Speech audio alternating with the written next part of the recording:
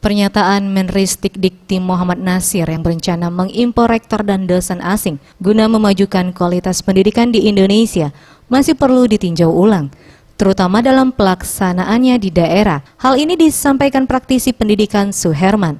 Menurutnya dari segi transfer pendidikan menggunakan rektor dan dosen asing akan mengubah pola belajar mengajar serta penerapan karena metode yang digunakannya sangat berbeda, terutama kualitas dari bahasa, serta materi yang disampaikan sampai dengan pengelolaan manajemennya. Dari segi biaya dan gaji yang diberikan tentunya cukup mahal.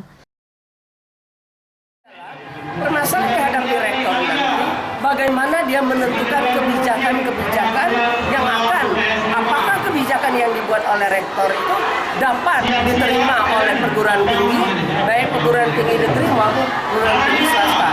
Nah, hal ini yang menjadi barangkali kendala. Namun saya juga memberikan apresiasi kalau untuk menguji coba, baru kita lihat bagaimana peranan rektor asing nanti di Indonesia, baru kita lihat ada titik kelemahannya, ada titik barangkali kelebihannya bagaimana, kita belum tahu. Agar kebijakan-kebijakan itu dapat diterima di dalam masyarakat. Karena apa? Kita lihat bahwa kebijakan itu harus mempunyai manfaat besar.